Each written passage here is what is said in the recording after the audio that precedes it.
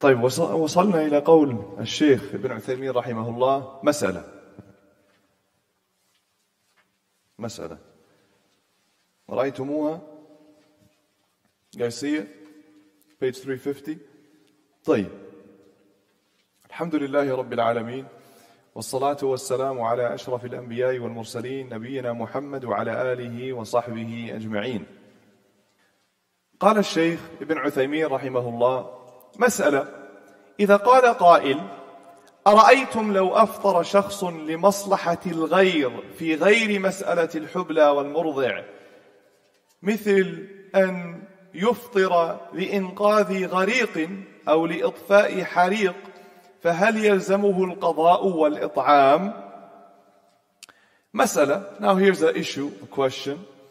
If someone says, if someone breaks their fast for the benefit of someone else in an issue other than pregnant and breastfeeding women. For example, someone breaks their fast in order to save someone who's drowning. Or someone breaks their fast in order to put out a fire. You're breaking your fast for the benefit of others.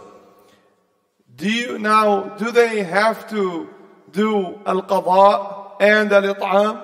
Make it up and feed a poor person? Because remember, one of the reasoning that the Hanabila used for the the pregnant and breastfeeding woman, why they have to make it up and feed someone, is because they broke their fast for someone else. So if they're not pregnant or breastfeeding, do they have to do the same thing? Understood? الجواب قال الجواب: أما على القول الذي رجحناه من أنه ليس على الحامل والمرضع إلا القضاء، فليس على المنقذ إلا القضاء. وأما على القول بوجوب القضاء والإطعام عليهما في محله ففيه قولان. القول الأول: يلزمه القضاء والإطعام قياسا على الحامل والمرضع إذا أفطرتا لمصلحة الولد. والقول الثاني: لا يلزمه إلا القضاء فقط، واستدل لذلك بأن النص إنما ورد في الحبلى والمرضع دون غيرهما. وأجيب عن هذا بأنه وإن ورد النص بذلك فالقياس في هذه المسألة تام، وهو أنه أفطر لمصلحة الغير. The answer is that according to the position, he's saying, according to the position that we chose, and that is what? Regarding pregnant and breastfeeding women, they only make it up. He said, according to the position that we chose, then in that case, the one who saves someone, breaks their fast in order to save someone, then they only have to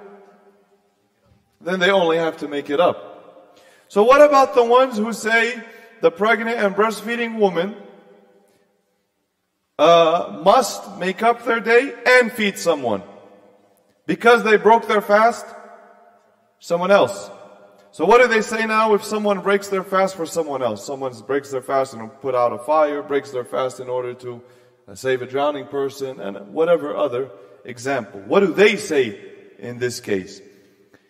The first position of those, they say that they have to make it up and feed a poor person. Why? Qiyas. They compared it to pregnant, the hamil and the murdi'.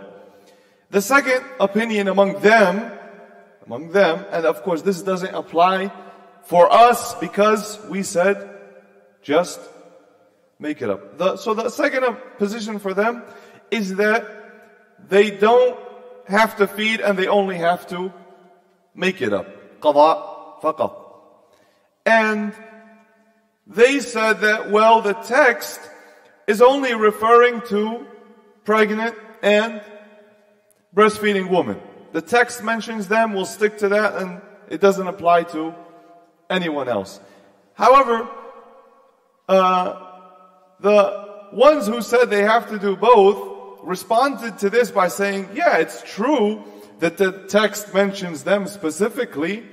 However, the qiyas in this issue is complete. The qiyas in this issue is complete. Okay? Because what is the illah here? The illah, the reasoning of why the pregnant and breastfeeding women have to feed according to them? Because they broke their fast for someone else. And the qiyas here is the same thing. They broke their fast for someone else, so they must do the same thing. But as we said, this doesn't apply according to the position that we chose.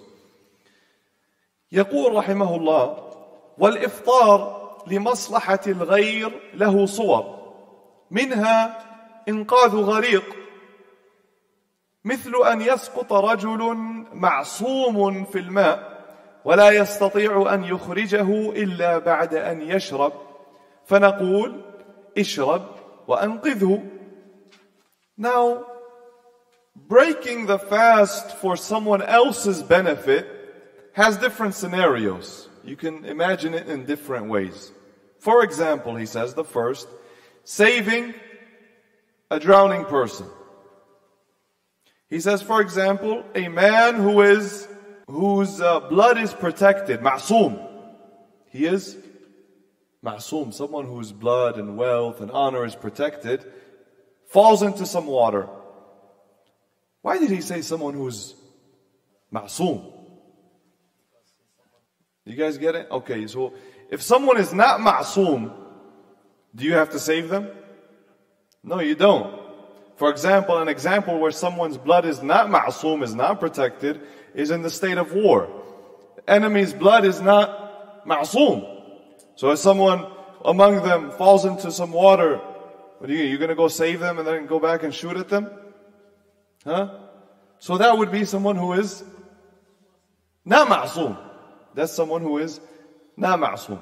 The point, he says, for example, saving a drowning person. For example, a man who is ma'soom falls into some water and he's not able to get out, and you need to drink to save him, get some energy.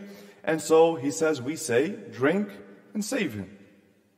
Yeah, this is just examples. These are examples. الثاني يقول الثاني إطفاء الحريق كأن يقول لا أستطيع أن أطفئ الحريق حتى أشرب فنقول اشرب وأطفئ الحريق. وفي هذه الحال إذا أخرج الغريق وأطفأ الحريق هل له أن يأكل ويشرب بقية اليوم؟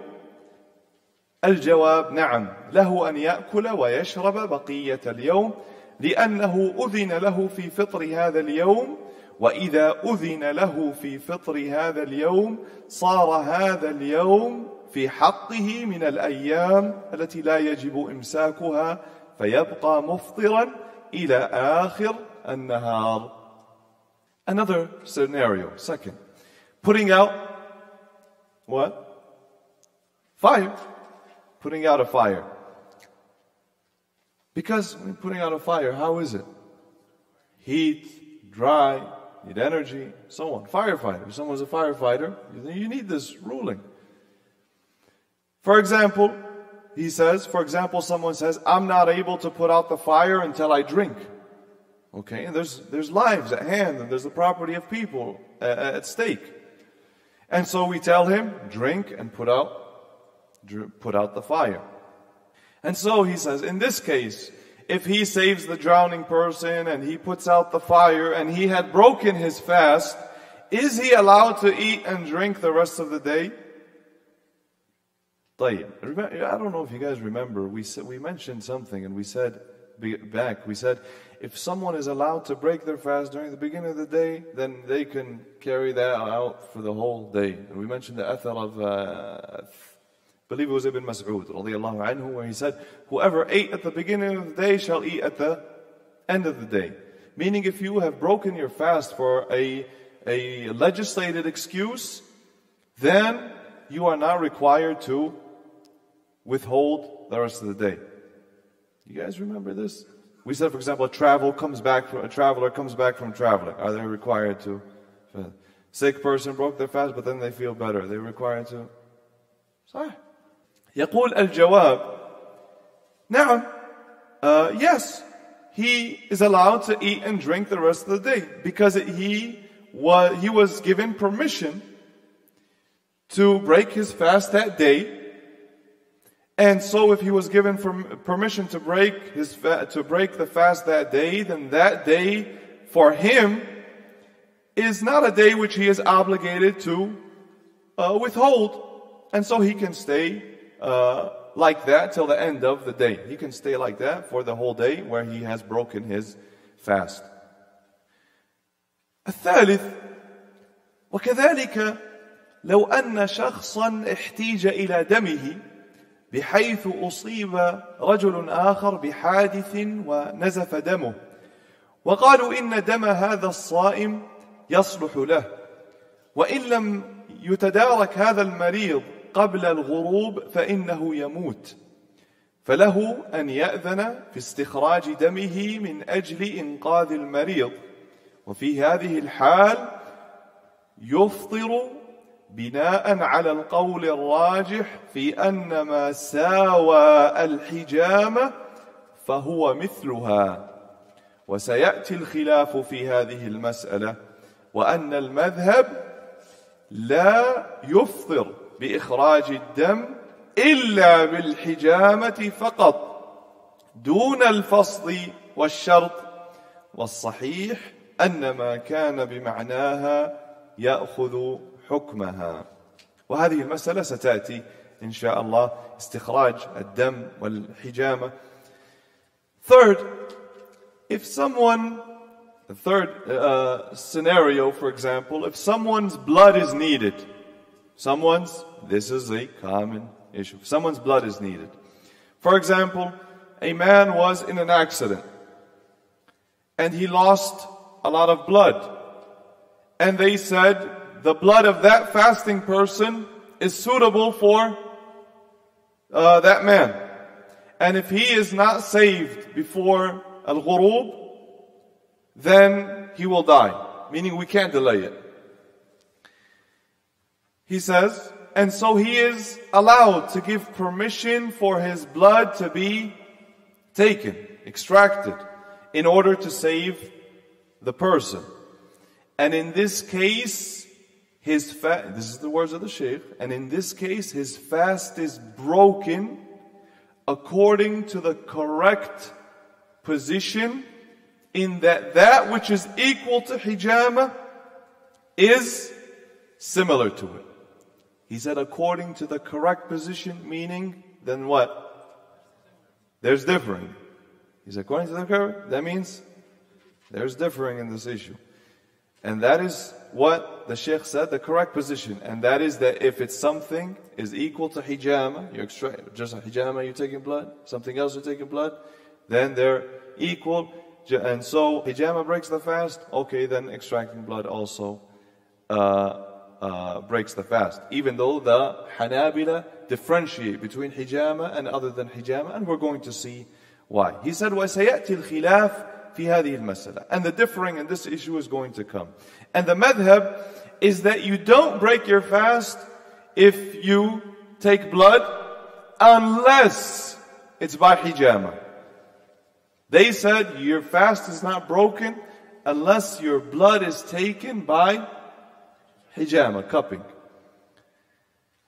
دون الفصل والشرط. And so if you cut someone in order to extract their blood, they say it doesn't break the fast.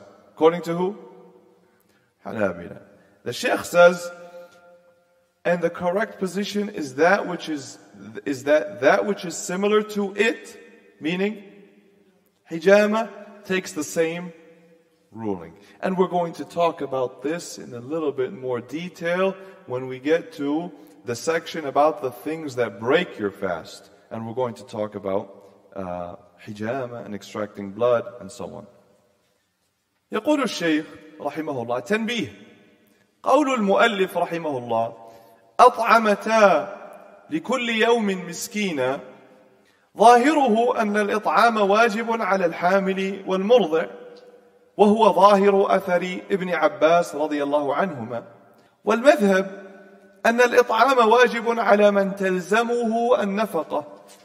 فمثلا إذا كان الأب موجودا فالذي يطعم الأب أي أبو الطفل لا أبو المرأة، فالذي يطعم الأب لأنه هو الذي يلزمه الإنفاق على ولده دون الأم.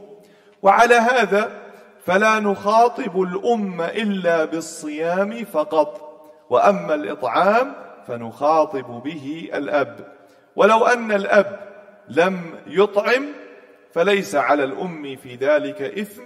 ولهذا يعتبر كلام المؤلف رحمه الله مخالفا للمذهب في هذه المسألة. وضوابط الفدية في هذه الحال نفس الضوابط التي ذكرناها في فدية الكبير والمريض، فما ذكرناه هناك ينطبق هنا.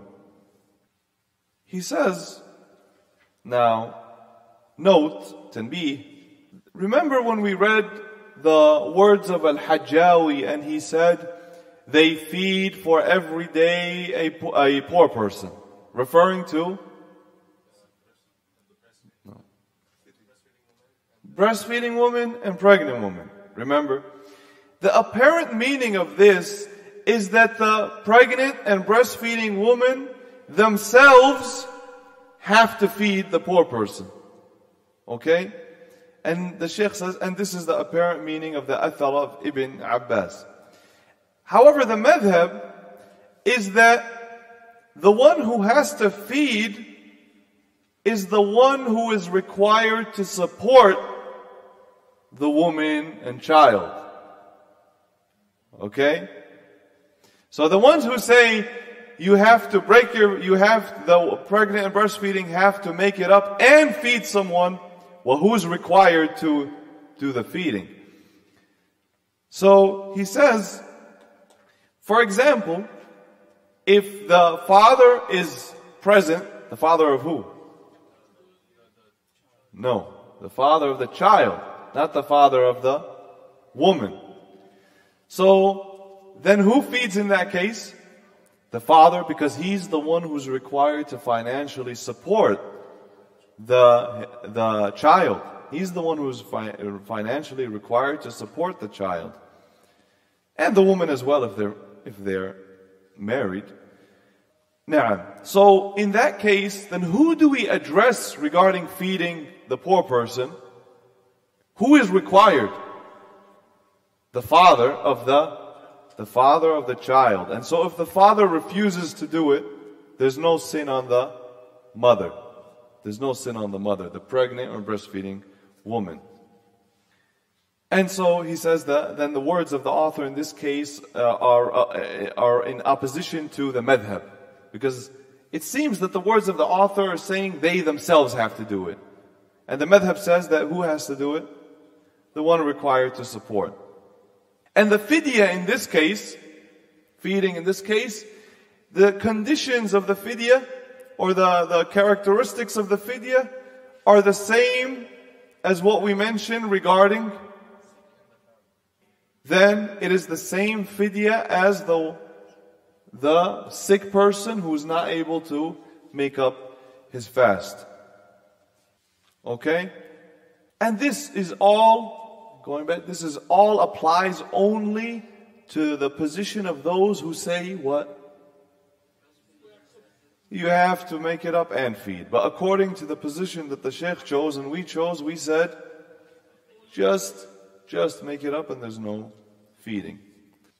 قال الشيخ رحمه الله قوله ومن نوى الصوم، وهذا كلام الحجاوي، ومن نوى الصوم ثم جن أو أغمي عليه جميع النهار ولم يفق جزءا منه لم يصح صومه لا إن نام جميع النهار ويلزم المغمى عليه القضاء فقط. he says, and whoever, pay attention, and whoever intends to fast, then becomes insane or unconscious for the entire day, and does not wake up a portion of it, portion of the day, his fasting is not correct. Not, however, if he sleeps the entire day. And the unconscious one only makes it up. We got it? And whoever intends to fast then becomes insane or unconscious for the entire day and does not wake up a portion of it, his fasting is not correct. Not, however, if he sleeps the entire day, and the unconscious one only makes it up. طيب.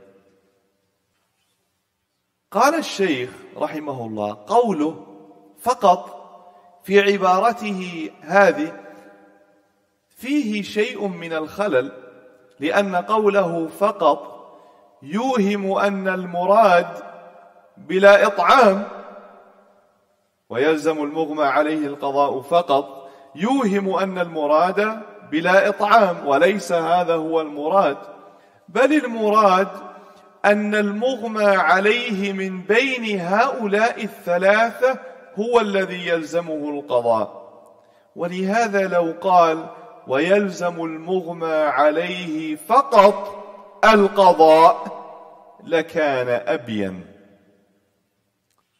Now the Shaykh says his statement only, you guys see it right here, statement only, in the words, in his words, he says this statement is kind of flawed. It's kind of flawed because we said Hajawi, and the unconscious one only makes it up. And the unconscious one only makes it up. He says this sentence is a bit flawed because it gives you the impression that the unconscious one is not required to feed. And the unconscious one only makes it up.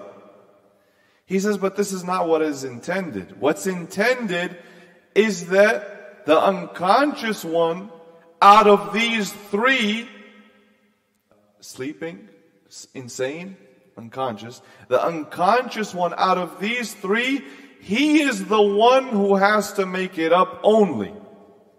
He's the only one who has to make it up. And so he says, so if he had said, and only the unconscious one makes it up, it would have been more clear.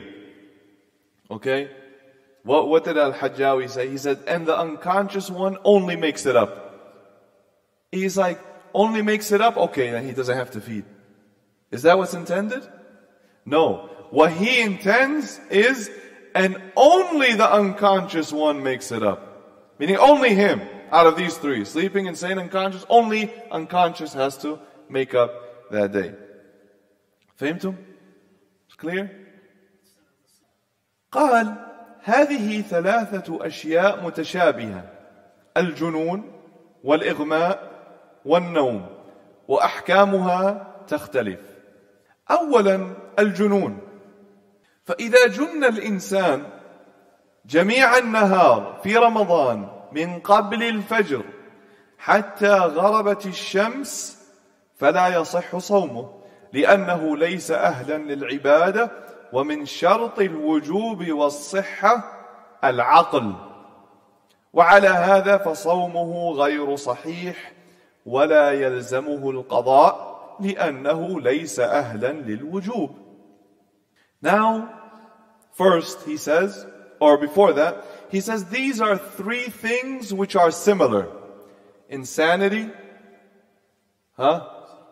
sleep, unconsciousness. And their rulings differ. They're similar, but their rulings differ. The first is insanity. He says, and so if a person becomes insane for the entire nahar, day. So what's entire day when we say entire day of Ramadan? From when to when? Fajr to sunset.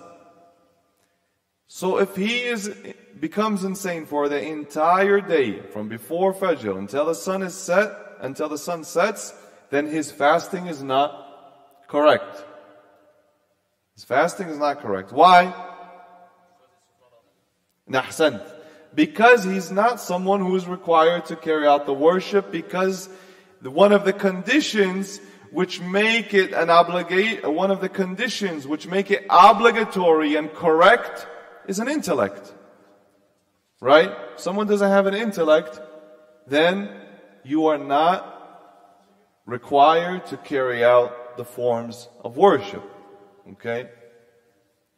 And so he says, in this case, his fasting is not correct, and he is not required to make it up. Okay? Understood?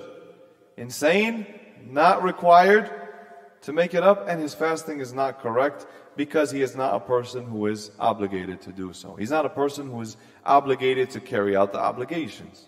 So you guys understood this? Someone intends to fast before Fajr.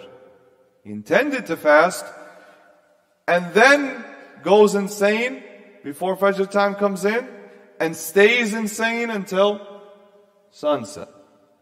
What does he have to do? Doesn't have to make it up. Is his fasting correct? Not correct. Fasting is not correct. It doesn't make it up. قال ثانيا المغمى عليه فإذا أغمي عليه بحادث أو مرض بعد أن تسحر جميع النهار، أي أغمي عليه جميع النهار، فلا يصح صومه لأنه ليس بعاقل ولكن يلزمه القضاء لأنه مكلف، وهذا قول جمهور العلماء. Second, unconscious person. Isn't that somewhat common these days? Unconscious, go into a coma. Allah understand. Unconscious person. If someone becomes unconscious due to an accident, due to sickness, after having performed suhoor, for example, for the entire day, meaning unconscious for the entire day, then his fasting is not correct. And he is required to make it up. Why? Because he's still a responsible person. He's still a responsible person. And this is the opinion of the majority of ulama. Mahu? What is it? He has to make it up. If what? He's unconscious for the entire day. For example, he has the intention to fast, falls unconscious before Fajr. Falls unconscious before Fajr, stays unconscious until the sun sets. What does he do? He has to make it up. So his fasting, is it correct or not correct? Incorrect. So his fasting is not correct. And this is the majority of the people of knowledge say this. يقول وقال صاحب الفائق أحد تلاميذ شيخ الإسلام ابن تيمية ويسمى ابن قاضي الجبل، توفي سنة 71 و700، ويسمى ابن قاضي الجبل وله اختيارات جيدة جدا. قال إن المغمى عليه لا يلزمه القضاء كالإنسان الذي أغمي عليه أوقات الصلاة، فإن جمهور العلماء لا يلزمونه بالقضاء. وقال إنه لا فرق بين الصلاة والصوم. نعم، وهذا قول من؟ وهذا القول الذي ذكرناه الآن هو قول الحنفية. وهو أنه يصح صوم المغمى عليه إذا استوعب إغماؤه جميع نهار رمضان. يصح صوم المغمى عليه إذا استوعب إغماؤه جميع نهار رمضان. قول من؟ حنفية. The Shaykh says, and the author of Al-Fa'iq, and he is one of the students of Shaykh al-Islam Ibn Taymiyyah, and he is called Ibn Qadi al-Jabal, that's what they call him, Ibn Qadi al-Jabal, and he died year 771 Hijri. And he has very good positions, the Shaykh saying, he has very good positions, meaning fiqh, his positions in fiqh are very good. He says, the one who is unconscious is not required, in that case, the one who's unconscious is not required to make up the day. Not required. Just like someone who was unconscious for the time of prayer. Okay? The majority of scholars say that he doesn't have to make up the prayer. And he said that there's no difference between salah and sawm. And this is the position of the Hanafiya. And this is the position of Al-Hanafiya from among the Madhahib. Hanafiya. They said the fasting is correct in this case. If someone is unconscious for the entire afternoon of Ramadan and he had the intention of fasting. And he what? Had the intention of fasting. For example, someone got up, make suhoor, whatever, intending to fast, fell unconscious before Fajr, stayed unconscious for the entire day until sunset, Dhuhr. Oh, you said Maghrib? No, Maghrib.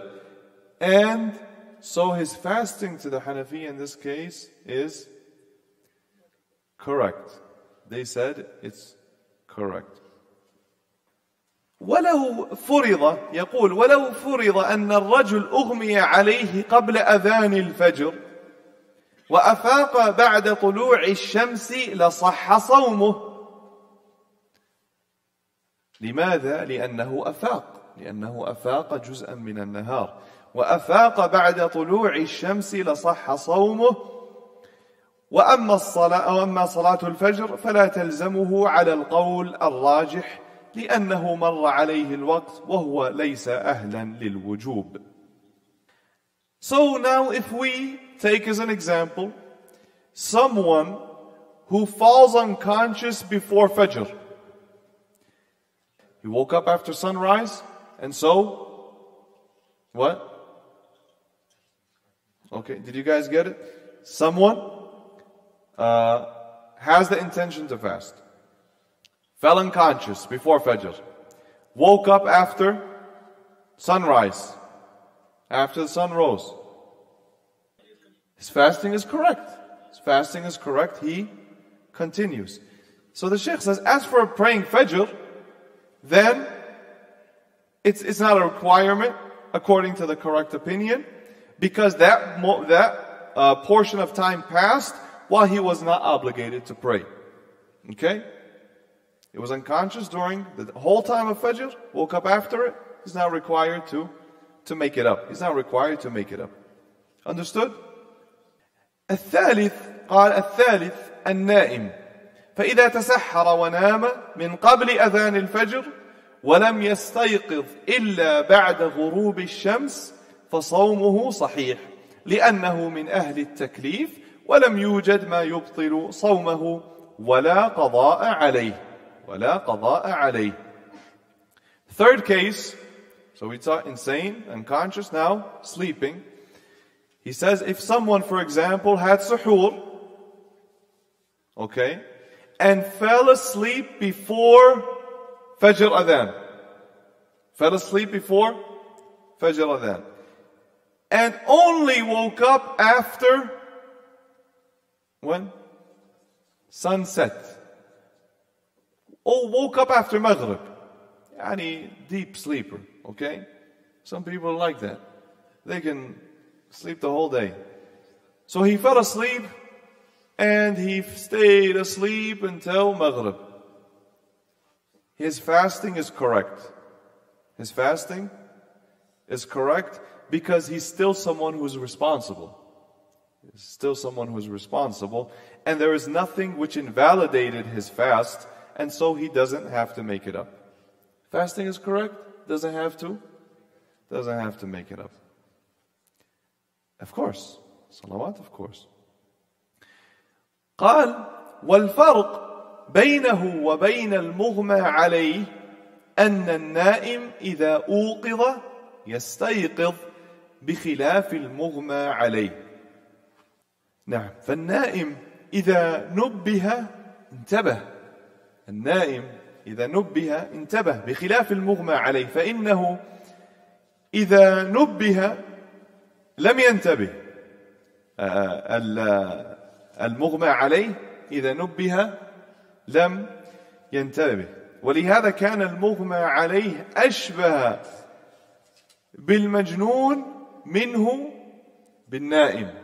المغمى عليه أشبه بالمجنون، ولهذا كان الصحيح أن من أغمي عليه جميع النهار فإن صومه لا يصح ويجب عليه القضاء.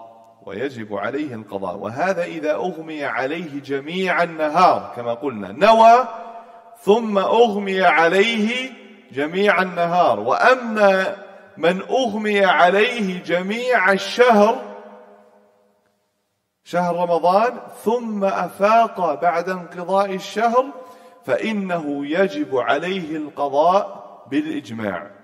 فإنه يجب عليه القضاء في هذه الحال بالإجماع. The Shaykh says, and the difference between someone who's sleeping and someone who's unconscious. Why did we say the unconscious person has to? What? Make it up. Fasting not correct. The sleeping person, his fasting is correct. He says the difference is that the one who's unconscious is that if he is alerted, if you wake him up, then he doesn't wake up. As for the sleeping person, if you wake them up and alert them, then they wake up, they come back to their senses. And so that's the difference. The sleeping person, when you try to alert them, they become alert. And the unconscious one, if you try to wake them up, then they don't wake up. And so that's why the unconscious one is more similar to the insane one than the sleeping one. That's why the unconscious one is more similar to the insane one than the sleeping one. And so that's why we say the correct position in this case, and that is if someone is unconscious for the entire day of Ramadan, then they have to make up that day. They have to make up that day. However, so this is if someone is unconscious, understand this. They intended to fast, they fell unconscious for the entire day. And then only woke up, Allahu A'lam, when? After Maghrib, the point. That's if someone is unconscious for the entire day. What if someone is unconscious for the entire month of Ramadan? Doesn't that happen? What if someone is unconscious for the entire month of Ramadan and then only woke up after the month ended? Then, in that case, he is required to make up the days by consensus. He is required to make up the days by consensus. Ijma'. Now, if he is unconscious for the whole month, before we move on. Of course. Consensus. Consensus means everyone. Yes. Very good question, and that's what came in my mind while I was preparing this. And I went to the books of the Hanafiya. Why did they differentiate between these? Understood? Why is it a consensus in one case, and then it's what? And then it's a different ruling in the other case. I found in some of the books of the Hanafis, it's because the person is not able to renew their intention. Okay? Because they had the intention when they were out for the entire day, they had the intention to fast, and then they were out for the entire day, then they woke up. But someone who's out for the entire month, they can't renew their intention every day. And one of the conditions to them is to renew your intention for each day. طيب. Now, الشيخ هناك جملة من كلام الحجاوي نبه عليها الشيخ ولم يشرحها، وهي قوله ولم يفق جزءا منه لم يصح صومه. فهم من كلامه رحمه الله أن المجنون أو المغمى عليه إن أفاق جزءا من النهار صح صومه. أن المجنون أو المغمى عليه إن أفاق جزءا من النهار صح صومه. أليس كذلك؟ بلى، الأمر كذلك. قال ابن قدامة رحمه الله: ومتى أفاق المغمى عليه في جزء من النهار صح صومه سواء كان في أوله أو آخره. انتهى كلامه رحمه الله.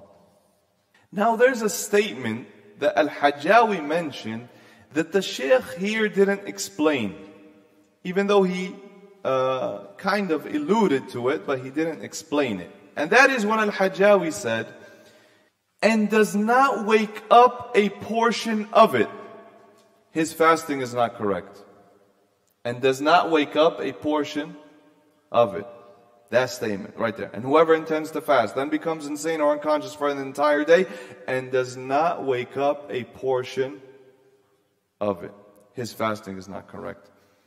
It's understood from his words that a insane person or unconscious person, if they do wake up a portion of it, then their fasting is valid. Right? Isn't that understood from his words? And that is a correct understanding. That is correct. Ibn Qudama rahimahullah said, and whenever a unconscious person, and this also includes insane, whenever an unconscious person wakes up for a portion of the day, his fasting is correct, regardless of whether it's in the beginning of the day or the end of the day. Understood? So someone is unconscious and then they wake up for a small portion of the day and then they're unconscious again. Is the fasting correct? Yes, it's correct. When we say the unconscious person has to make up the day, it's when what? Unconscious for the entire day. And the insane person, when they're insane for the entire day, then their fasting is not correct. However, they do not have to make it up. However, they do not have to make it up. Understood? طيب. قال الشيخ قوله ويجب تعيين النية. You see the words of Hajjawi up there? And it's an obligation to specify the intention. And it's an obligation to specify the intention. ويجب تعيين النية. قوله ويجب تعيين النية. النية والإرادة والقصد معناها واحد. فقصد الشيء يعني نيته، وإرادة الشيء يعني نيته. والنية لا يمكن أن تتخلف عن عمل اختياري، يعني أن كل عمل يعمله الإنسان مختارا فإنه لا بد فيه من نية. ولهذا قال النبي صلى الله عليه وسلم عليه الصلاة والسلام إنما الأعمال بالنيات، يعني أنه لا عمل بلا نية. حتى قال يعني أنه لا عمل بلا نية أي كل عمل له نية، كل عمل له نية. حتى قال بعض العلماء لو كلفنا الله عملا بلا نية لكان من تكليف ما لا يطاق، يعني لو قال الله لنا توضؤوا بلا نية أو صلوا بلا نية أو صوموا بلا نية أو حجوا بلا نية لكان هذا من تكليف ما لا يطاق. فمن يطيق أن يفعل فعلا مختارا ولا ينوي. ويجب تعيين النية, and it is an obligation to specify the intention. The Shaykh says النية or al-irada or al-qasd are one in meaning. These terms are one in meanings. And so if you are intend something or you want something or you're seeking something, then it's all referring to the same thing, and that is your intention. And he says intention cannot be, it always accompanies a voluntary action. Intention will always accompany a voluntary action. Meaning every person who does something voluntarily, then there must be a niyyah. There must be an intention behind it. صح? Right? Must be an intention behind every voluntary action. And this is why the Prophet sallallahu alaihi wasallam said, إِنَّمَا الْأَعْمَالُ بِالنِّيَّاتِ. Meaning, there is no action without an intention. There is no action without an intention. Meaning that every action has an intention. Every action has an intention. He says, to the point that some of the ulama said, if Allah had ordered us to do an action without an intention, then it would be something we wouldn't be able to do. We don't even have the ability to do that. To do what? Carry out. He says, for example, if Allah told us, make wudu without intention. What did he say? Pray without intention. Fast without intention. Make hajj without an intention. Then this would be a burden that we could not bear. It would be a burden that cannot be bared. And so he says, and so who's able to do a voluntary action without intending anything? And can you do a voluntary action without having an intention to do that voluntary action? Is that possible? It's not possible. He says, وَبِذَلِكَ نَعْرِفْ أَنَّ مَا يَحْصُلُ لِبَعْضِ النَّاسِ مِنَ الْوَسْوَاسِ حيث يقول أنا ما نويت لم تحضر النية لم استحضر النية أنه وهم لا حقيقة له وكيف يصح أنه لم ينوي وقد فعل كيف يصح أنه لم ينوي وقد فعل. بالمناسبة مرة دخلت مسجدا لصلاة الظهر فوقفت في الصف وكان الإمام في الركعة الأولى فدخل معي رجل عن يساري فلما أراد أن يكبر رفع يديه وكاد أن يبلغ منكبيه ثم رد يديه بسرعة ثم فعل مرة ثانية يعني حاول أن يكبر تكبيرة الإحرام ثم رد يديه ثم حاول مرة ثانية ورد يديه وظل كذلك يتردد في تكبيرة الإحرام حتى ركع الإمام فكبر بسرعة وركع. فلما قضيت الصلاة قلت له يعني إيش هذا الذي كنت تفعله يعني نيتك تحاول تستحضر النية؟ قال نعم نية يعني يعالج نيته والله المستعان هذا وسواس. طب أنت لماذا جئت إلى المسجد؟ لماذا جئت إلى المسجد؟ لماذا توضأت؟ لماذا خرجت من بيتك؟ هذا يعني لم تحضر النية. هذا كله كما قلنا من الوسواس. He says, and so we know by this is that this which happens to some people when they say, oh, I didn't get the intention. I didn't get the intention that this is waswas. These are just whispers. And it is delusion. Shaykh says delusion. You're being delusional. You're being delusional. How can you do something without having an intention? And one time I went to a masjid for Salat al-Dhuhr, and I stood in the row, and someone on my left stood with me. We came in together. And when he wanted to do Takbirat al-Ihram, he lifted his hands almost to his shoulders, and then he put them down quick.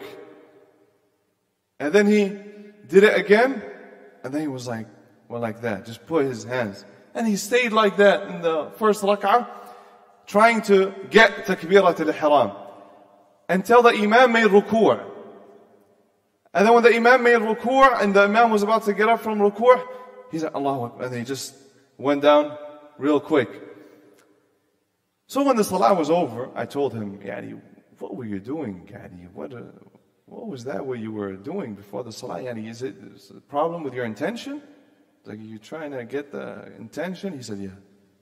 He's trying to struggle to get the intention. And this is waswas. This is waswas. Allah al-Musta'an.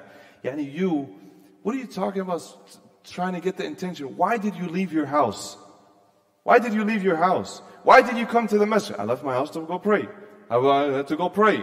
Why did you make wudu? What were you thinking when you heard the adhan? All that is intentions. And so when someone trying to get the intention, this is all waswas and takalluf. The Shaykh says, وذكروا عن ابن عقيل رحمه الله وهو من المتكلمين والفقهاء أنه جاءه رجل فقال له يا شيخ إنني أغتسل في نهر دجلة ثم أخرج وأرى أنني لم أطهر فقال له ابن عقيل لا تصلي لا تصلي فقال كيف؟ قال نعم لأن النبي صلى الله عليه وسلم قال رفع القلم عن 3 وذكر منهم عن المجنون حتى يفيق وأنت تذهب إلى دجلة وتنغمس فيه وتغتسل من الجنابة ثم تخرج وترى أنك ما تطهرت هذا الجنون فارتدع الرجل عن هذا. He says, and they also mention about Ibn Aqil rahimahullah, and he is one of the mutakallimin who is also a faqih, that a man came to him and told him, Ya Shaykh, I go and make ghusl in the river of Dijla. That's what do they call it? Tigris, whatever. Tigris. He says, I go and make ghusl in the river of the Tigris River. And then I come out and I feel like I still haven't gotten tahara. Imagine, in a river. He said, I feel like I still didn't get the tahara. And so Ibn Aqil told him, don't pray. Meaning you don't have to pray anymore. He said, why? He said, because the Prophet ﷺ said the pen has been lifted from 3 people, and from them is the crazy one until he wakes up. The insane one until he's sane again. And you go to a Dijla river, and you dip yourself in it, and you make ghusl from janaba, and you leave and you still feel that you haven't purified yourself. He said, this is insanity. And so the man desisted from his actions. طيب. قال رحمه الله فإن قيل ما هي النية؟ ما هي النية؟ فالجواب النية تختلف. ولهذا قال النبي صلى الله عليه وسلم إنما الأعمال بالنيات وإنما لكل امرئ ما نوى. وبهذا التقرير يتبين أن الجملتين في الحديث ليس معناهما واحدا. If someone says now, and so what is the intention then? What is the intention? What do I intend? The answer, he says, is that intentions differ, because the Prophet sallallahu alaihi wasallam said, إنما الأعمال بالنيات وإنما لكل امرئ ما نوى. And through this, it's established that these two sentences in the hadith do not have the same meaning. The two sentences in the hadith do not have the same meaning. يريد الشيخ رحمه الله أن قول النبي صلى الله عليه وسلم إنما الأعمال بالنيات وقوله صلى الله عليه وسلم وإنما لكل امرئ ما نوى ليس من باب التوكيد بل الجملة الثانية معناها يختلف عن الجملة الأولى. فما الفرق بينهما إذن؟ قال الشيخ رحمه الله في شرحه للحديث كما في شرحه للأربعين النووية قال فالأولى باعتبار المنوي وهو العمل والثانية باعتبار المنوي له وهو المعمول له. انتهى كلامه. أي كل عمل اختياري فله نية، ثم إن حظك من عملك بحسب نيتك. أي ما هو العمل الذي تقصده، ما هو العمل الذي تريده، ثم ما هي غايتك من هذا العمل. إنما الأعمال بالنيات وإنما لكل امرئ ما نوى. He said, and so we understand that the two sentences in the hadith, the meaning is not the same. So the Shaykh intends here, rahimahullah, that the statement of the Messenger, إِنَّمَا الْأَعْمَالُ بِالنِّيَّاتِ and إِنَّمَا لِكُلِّ امْرِئٍ مَا نَوَى are not one and the same. It's not repetitive. The second sentence is not emphasizing the first sentence. Rather, the second statement has a different meaning from the first statement. Well then, what is the meaning? What is the difference between these two then? The Shaykh rahimahullah said in his explanation of Al-Arba'in al-Nawawiyya, he said, and so the first one is as it relates to the action.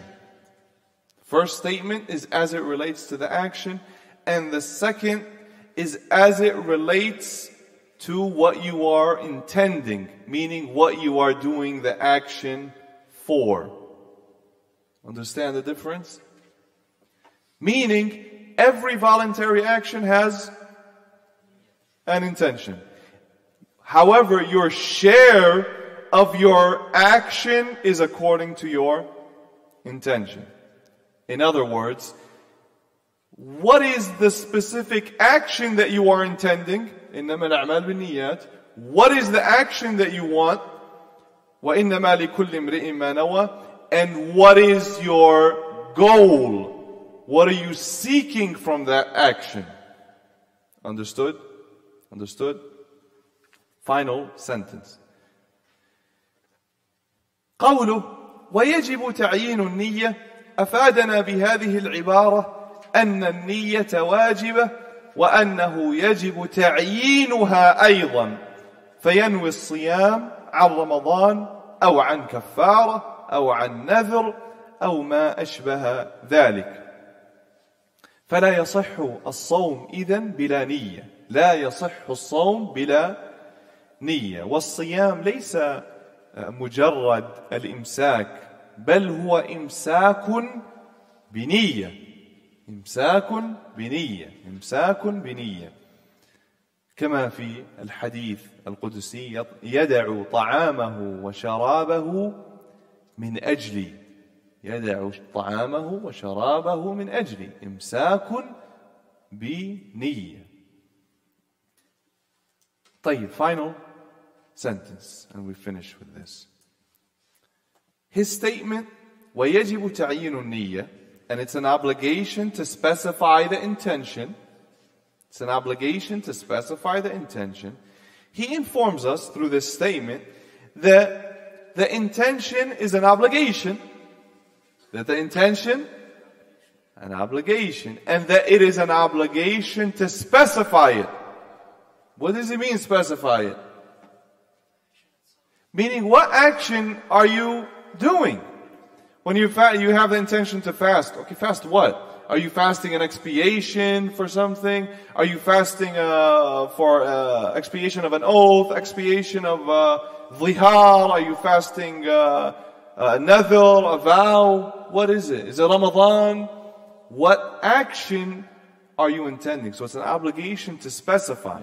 So you have to have the intention, fasting Ramadan, that I am then fasting Ramadan.